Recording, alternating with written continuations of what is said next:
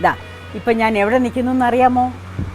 അറിഞ്ഞൂടാ, സസ്പെൻസ് വേണ്ട. ഉടുമലപ്പെറ്റ്, അതായത് ദിലീപിൻ്റെ പടം പാണ്ടിപ്പട. ആ ലൊക്കേഷനിൽ പോവാണ്. നിങ്ങൾ വരുന്നുണ്ടോ? നമുക്ക് അവിടെ പോയി എല്ലാവരെയും കാണാം. എനിക്കും പോവാൻ സമയമായി.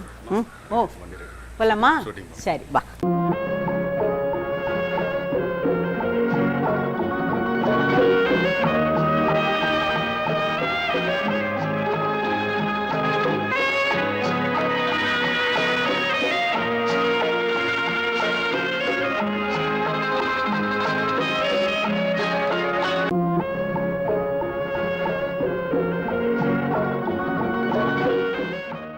ഇത് സിനിമയുടെ മാന്ത്രിക ലോകമാണ്.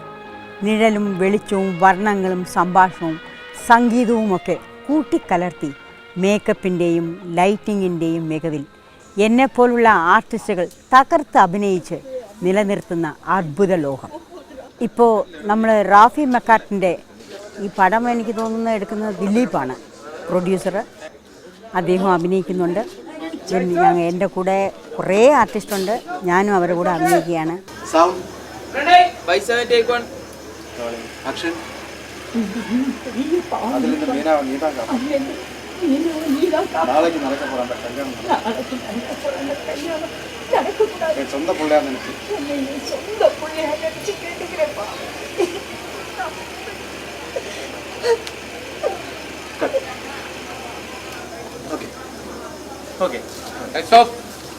മോനിപ്പം വന്നിട്ട് കുറേ വർഷമായല്ലോ. ഞാൻ 55 വർഷമായി. അതുകൊണ്ടാണ് ഞാൻ വന്നത് ചോദിക്കാനായിട്ട്. What do you feel? How do you feel? അതായത് നമ്മുടെ പഴയ പടങ്ങൾ, പുതിയ പടങ്ങൾ മോൻ അഭിനയിക്കാൻ തുടങ്ങിയതിന് ശേഷം ഇപ്പം സൂപ്പർ സ്റ്റാർസ് അല്ലേ എല്ലാവരും? ഞാൻ വന്നിട്ട് ഇപ്പോൾ സിനിമയിൽ വന്നിട്ട് 10-14 വർഷം കഴിഞ്ഞു. മതിയല്ലോ. ആ 14 വർഷത്തിനകം ഇത്രയും നല്ല ഒരു പേരെടുത്ത് എല്ലാവരും അറിയപ്പെടുന്ന ഒരു ആർട്ടിസ്റ്റായില്ലേ? അപ്പോൾ അതിൽ 5 വർഷം അസിസ്റ്റന്റ് ഡയറക്ടറായിരുന്നു. പിന്നെ അഭിനയം തുടങ്ങിയിട്ട് 8-9 വർഷമായി. അതിലെനിക്ക് വേണം ഏറ്റവും കൂടുതൽ ഇപ്പം അമ്മയായിട്ട് അഭിനയിച്ചിരിക്കുന്നത് ചേച്ചിയുടെ മകനായിട്ടാണ് ഞാൻ കൂടുതൽ അഭിനയിച്ചേക്കുന്നത്. പിന്നെ സിനിമയുടെ കൂടുതൽ എക്സ്പീരിയൻസ് ചേച്ചി തന്നെ പറയണത്. ആ എക്സ്പീരിയൻസ് എന്ന് പറയുന്നത് എന്നെയും കാട്ടി നിങ്ങൾക്കുണ്ട്. ബിക്കോസ് നിങ്ങളൊക്കെ ഹീറോ ആയിട്ട് അഭിനയിക്കുന്നതാണ്. ഓരോ പടത്തിലും ഒരു 40-45 വർഷം നിന്ന് ദിവസങ്ങൾ നിന്നൊരു പടം ചെയ്യുന്നതാണ്. ഞാനൊക്കെ എന്ന് പറഞ്ഞാൽ ഒരു 10 ദിവസം വരും, അല്ലെങ്കിൽ ഡയറക്ടർ പറയും, അല്ലെങ്കിൽ പ്രൊഡ്യൂസർ. ചേച്ചി കുറച്ച് വന്നാൽ മതിയല്ലോ. അങ്ങനെയല്ല. അല്ല, ചേച്ചിയുടെ കൂടെ അഭിനയിക്കാൻ പറ്റി എന്ന് പറഞ്ഞ കാരണം വെച്ചിട്ടുണ്ടെങ്കിൽ ചെറുപ്പത്തിൽ നിക്കറിട്ട് കിടക്കുന്നത് നമ്മൾ ഇന്ന് സിനിമ കാണുന്നു അന്ന് പോലെ ചേച്ചിയുണ്ട്. ചേച്ചിയുടെ മകനായിട്ട് അഭിനയിക്കുക അല്ലെങ്കിൽ മറ്റുള്ള ക്യാരക്ടേഴ്സ് ആയിട്ട് അഭിനയിക്കാന്ന് പറഞ്ഞാൽ ഏറ്റവും വലിയ ഭാഗ്യമാണ്. പിന്നെ ചേച്ചിനെ എത്ര ജനറേഷൻ കണ്ടിരിക്കണം അല്ലേ? ഏറ്റവും പുതിയതായിട്ട് വന്ന ആൾക്കാരുടെ കൂടെ വരെ ചേച്ചി അഭിനയിച്ചു. അപ്പോൾ ഏറ്റവും കൂടുതൽ അനുഭവജ്ഞാനം ഉള്ളത് അതേപോലെ അതെല്ലാം ഉണ്ട്. എന്നാലും ഇപ്പം ഓടുന്ന പടങ്ങളിൽ ഹീറോസ് എന്ന് പറയുന്ന അവർക്കല്ലേ ഒരു പവറും. അല്ല, അന്നത്തെ സിനിമയെക്കാൾ ഇപ്പോൾ ഞാൻ അസിസ്റ്റൻ്റായിട്ട് വർക്ക് ചെയ്യുമ്പോൾ സമയത്തുള്ള സിനിമയും അവിടുന്നും സിനിമ വീണ്ടും ഇപ്പോഴത്തെ ഒരു പുതിയ എന്താ പറയാ, അന്നൊക്കെ അതെ അതിലേക്ക് വളരെ മാറി കഴിഞ്ഞു.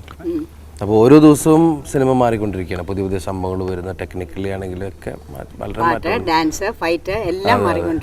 എല്ലാത്തിലും അതിൻ്റെതായ വ്യത്യാസങ്ങളുണ്ട്. അതിപ്പോൾ ദിവസം ഇപ്പോൾ കമ്പ്യൂട്ടറിൻ്റെ യുഗമാണ്. ഇപ്പോൾ വീട്ടിലിരുന്ന് കഴിഞ്ഞാൽ സിനിമ ഉണ്ടാക്കാൻ പറ്റുമെന്ന് പറഞ്ഞൊരവസ്ഥയിലെത്തി. പണ്ട് നമ്മൾ മദ്രാസിൽ പോയി അവിടെ പോയി ആദ്യം നമ്മൾ വരുന്നതിന് മുമ്പ് ഓൺ ദി സ്പോട്ട് ഡബ്ബിങ് ആയിരുന്നു. പിന്നെ ലൂപ്പായി, ലൂപ്പ് സിസ്റ്റത്തിൽ വന്നു, പിന്നെ നോർമൽ ഡബ്ബിങ്ങിൽ വന്നു, പിന്നെ അത് ആവിഡായി, ഇങ്ങനെ മാറിക്കൊണ്ടിരിക്കുന്നു. അതെ അതെ, അപ്പം അത്രയും വ്യത്യാസങ്ങളുണ്ട്. അതെ അതെ, ഇപ്പോൾ അന്നത്തെ സിനിമ ഇന്നത്തെ സിനിമ വളരെ വ്യത്യാസമായി ഒരുപാട്. അതെ അതെ, എല്ലാ രീതിയിലും. നമുക്കെന്ന് വെച്ചാൽ മലയാള തനിമയുള്ള സിനിമകൾ ഈ തിരക്കിൻ്റെ ഇടയിൽ നമുക്ക് നഷ്ടമാവുന്നുണ്ട് എന്നുള്ളൊരു ഫീലുണ്ട്. നമ്മുടേതായ ചില കാര്യങ്ങളായിട്ട് ചെല്ലുന്ന സമയത്ത് ഏത് രീതിയിൽ എന്ന് വെച്ചാൽ നമ്മുടെ ജെന്യൂനായ ക്യാരക്ടേഴ്സ്, ജെന്യൂനായിട്ടുള്ള സിനിമയുണ്ടല്ലോ, ആ സിനിമയായിട്ട് ചെല്ലുമ്പോൾ പലപ്പോഴും ഇപ്പോൾ കുറച്ച് നാളായിട്ട് അത് അപൂർവം 101 എന്നുള്ള രീതിയിൽ സിനിമ എടുക്കുന്നുള്ളൂ. ഞാനിപ്പോൾ ഒരു പ്രൊഡ്യൂസറിനെ കണ്ടപ്പോൾ ചോദിച്ചു, കുഞ്ഞാലി മരക്കാർ ഇപ്പോൾ എടുക്കാൻ പറ്റുമോ എന്ന് ചോദിച്ചു. അദ്ദേഹം പറഞ്ഞു പറ്റില്ല. അതെ, ഇപ്പോൾ കോസ്റ്റും താങ്ങാൻ പറ്റില്ല, വേണം. കാരണം വെച്ചിട്ടുണ്ടെങ്കിൽ അന്നത്തേക്കാൾ കൂടുതൽ നമ്മൾ കാണിച്ചേ പറ്റുള്ളൂ. ഇപ്പോൾ കാരണം വലിയ വലിയ സിനിമകളാണ് ജനങ്ങൾ, ഇംഗ്ലീഷ് ഫിലിംസ്, തമിഴ് മൂവീസ് ഇതൊക്കെ കണ്ടിട്ട് നമ്മൾ ചെല്ലുന്ന സമയത്ത് നമ്മുടെ ഇവിടുത്തെ കൊച്ചു കേരളം എന്നുള്ളൊരു ഏരിയയുടെ കാര്യമൊന്നും സ്ക്രീനിൽ നോക്കുമ്പോൾ അവർക്കത് ഫീൽ ചെയ്യുന്നില്ല. നമ്മളെന്തായാലും ചെയ്യുമ്പോൾ മര്യാദയ്ക്ക് ചെയ്യാൻ ഉദ്ദേശിക്കണം. അപ്പോൾ അതുകൊണ്ടാണ് അങ്ങനെയുള്ള ഫിലിംസ് ഇപ്പോൾ പഴയ വടക്കൻ പാട്ടുകളൊക്കെ ഇപ്പോൾ എടുക്കാൻ പറയാൻ പറ്റില്ല, എങ്ങനെ എടുക്കാൻ പറ്റും. ഇപ്പം ടി വിയിൽ ഒരുപാട് അങ്ങനത്തെ ടി വി ഓക്കെ, മിനി സ്ക്രീനിൽ അവർ ചിലപ്പോൾ സമ്മതിക്കായിരിക്കും. പക്ഷെ ബിഗ് സ്ക്രീനിൽ നമ്മൾ സ്കോപ്പിലൊക്കെ വരുമ്പോൾ കുറച്ചുകൂടെ എലാബറേറ്റ് ആയിട്ട് കാണിക്കുമ്പോൾ ചിലവ് നമുക്ക് താങ്ങാൻ പറ്റാതായി പോകും. പണ്ട് കുതിര വെറുതെ പുല്ലും മാത്രം വെക്കലും മാത്രം കൊടുക്കും. പുല്ല് ഇപ്പോൾ കുതിരയ്ക്കും കാശ് കൊടുക്കണം,